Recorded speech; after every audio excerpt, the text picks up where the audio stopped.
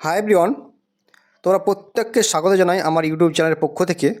তো বন্ধুরা, তোমরা টাইটেল এবং থাম্বনেল দেখে বুঝতে পেরেছো বা পেরে গেছো যে আজকে কোন টপিকে কথা হতে চলেছে। তো বন্ধুরা, কলকাতা হাইকোর্ট স্পষ্ট বার্তা দিয়েছে যে রাজ্য সরকারের অবিলম্বে কোনো নিয়োগ প্রক্রিয়া বন্ধ রাখা যাবে না।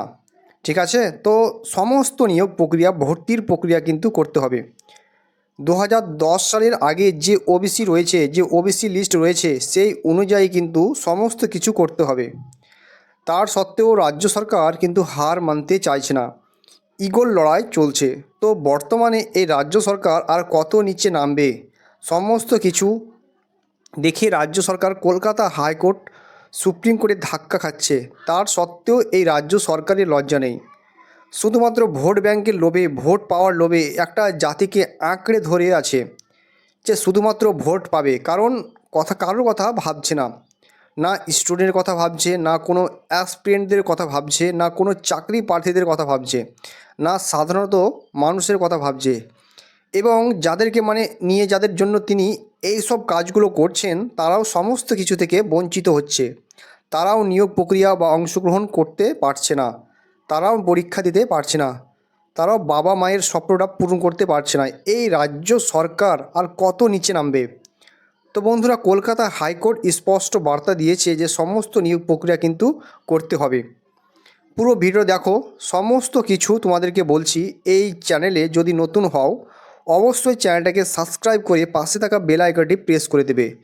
যখনই আমার নতুন ভিডিও আপলোড করব, তার নোটিফিকেশান সর্বপ্রথম পেতে অতি অবশ্যই চ্যানেলটাকে সাবস্ক্রাইব করে দেবে বন্ধুরা। ওকে, তো দেখো, অনেস্টলি তোমরা দেখতে পাচ্ছ ওবিসি নিয়ে মামলা চললেও নিয়োগ ও ভর্তির প্রক্রিয়া বন্ধ নয়।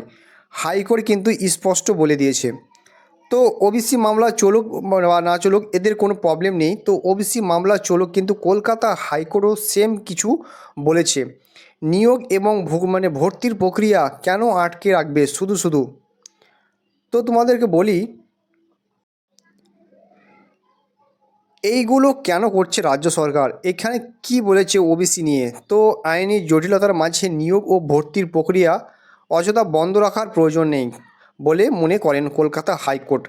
তো কলকাতা হাইকোর্ট বলেছে যে পৌরসভার যে নিয়োগ সংক্রান্ত একটি মামলা বা ডিভিশন বেঞ্চে তাদের নির্দেশ স্পষ্ট করে বলেছেন যে 66টি সম্প্রদায়ক এবং 7 অংশ বা সংরক্ষণ নীতি মেনে কাজ করতে হবে। তো পৌরসভার আইনজীবীদের উদ্দেশ্য এই মন্তব্য করেন বিচারপতি কৌশিক চন্দ্র। ঠিক আছে, তো তিনি স্পষ্ট বার্তা কিন্তু দিয়েছেন। পৌরসভার যে সাব অ্যাসিস্ট্যান্ট পদে নিয়োগ প্রক্রিয়া যে এদিনেও শুরু করতে বলেন। ঠিক আছে, তো নির্দেশ দিলেন বিচারপতি কৌশিক চন্দ্র। তার নির্দেশে কলকাতা হাইকোর্টে যে নির্দেশ মতো 66 সম্প্রদায় নিয়ে শুরু করতে হবে নিয়োগ প্রক্রিয়া। তো শূন্যপদের অনুমতি চেয়ে রাজ্যের কাছে আবেদন জানাতে হবে পুরো কমিশনে। ঠিক আছে, ঠিক আছে, তো কমিশনের যে বক্তব্য বা প্রেক্ষিতে এ নির্দেশ দিয়েছেন কিন্তু আদালত। ঠিক আছে, তো আবেদনদের 7 দিনের মধ্যে যে প্রয়োজনীয় অনুমতি দেবে রাজ্য। তো বন্ধুরা, এই যে আবেদনের 7 দিনের মধ্যে কিন্তু প্রয়োজনীয় অনুমোদনের যে অনুমোদন কিন্তু দেবে। তারপর বাকি যে নিয়ম মেনেই চলবে নিয়োগ, জানিয়েছেন বিচারপতি। ঠিক আছে, তারপর বাকি যে নিয়ম মেনে চলবে নিয়োগ, জানিয়েছেন বিচারপতি। এখানে স্পষ্ট বার্তা দিন তিনি বলেই দিয়েছেন যে 66 সম্প্রদায়ক বা 2010 সালের আগে যে ওবিসি লিস্ট ছিল, সে নিয়ে ভর্তির প্রক্রিয়া চালাক না। ঠিক আছে, নিয়োগ প্রক্রিয়া যে চালাক না, এত নিয়োগ প্রক্রিয়াগুলো আটকে রেখেছে। সাধারণত মানুষ এ থেকে বাঁচবে না। এখানে ইগো লড়াইয়ের রাজ্য সরকারের এখন ইগো নিয়ে খেলতে ভালোবাসছে। ঠিক আছে, তো সব কিছুতেই ইগো দেখাচ্ছে। তো সাধারণত ছেলেমেয়েদের জীবন এখানে কারোর কথা ভাবছে না। এই সরকার যা শুধুমাত্র ভোট ব্যাংকের লোভে এই সব কাজগুলো করে বেড়াচ্ছে। কত সুন্দরভাবে নিয়োগ প্রক্রিয়াগুলো চালাতে পারে। আমরা বলি বা না যে ওবিসি কেস মিটে যাক, ওবিসি তোমাদের যে যে চলছে, সেই ওবিসি কেসের যে তোমাদের যে কেস চলছে বা রাজ্য সরকার মতো চলছে, আইন পথে বিরোধীরা আইনের পথে তাদের মতো চলছে, এটা কোনো ব্যাপার না, সেটা চলতেই পারে, চলুক। কিন্তু নিয়োগ প্রক্রিয়া এগুলো কোনো আটকে রাখছে কেন, আটকে রাখছে এটা সবারই বক্তব্য। তো 2010 সালে নিয়ে যে নিয়ম মেনে তো এর আগেও নিয়োগ হয়েছে, এখন কেন আটকে রেখেছে বা রাখছে শুধুমাত্র কিন্তু ভোট ব্যাঙ্কের লোভে, এই ভোট পাওয়ার লোভে তার সরকার তার এই কত নিচে নামবে, ছেলে মেয়েদের জীবনের ছাড়খাড় করে দিল, শেষ করে দিল। তো অবিলম্বে এই যে নিয়োগগুলো যেটা বলেছে তোমরা পৌরসভার নিয়োগ বা প্রক্রিয়া, এটা যদি শুরু মানে হতে পারে, তাহলে পুলিশের যে নিয়োগ প্রক্রিয়া শুরু করতে হবে, পুলিশের নতুন নোটিফিকেশান প্রকাশিত করতে হবে। ঠিক আছে।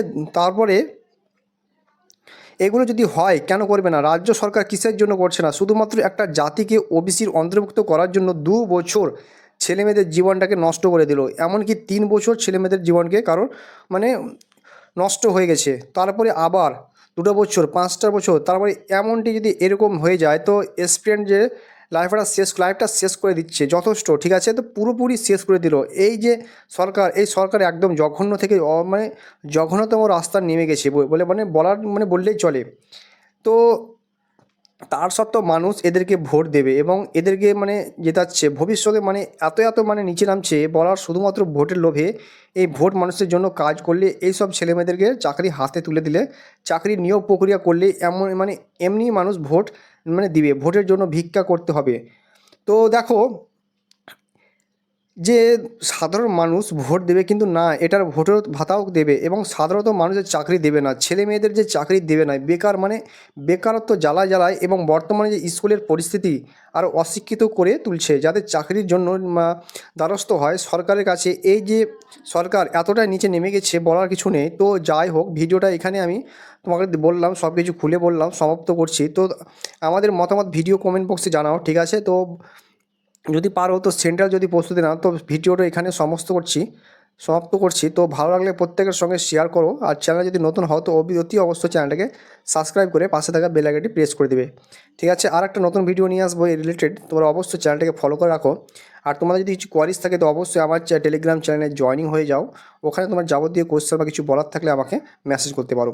তো বন্ধুরা, দেখা হচ্ছে পরের ভিডিওতে। তো জয় হিন্দ, জয় ভারত।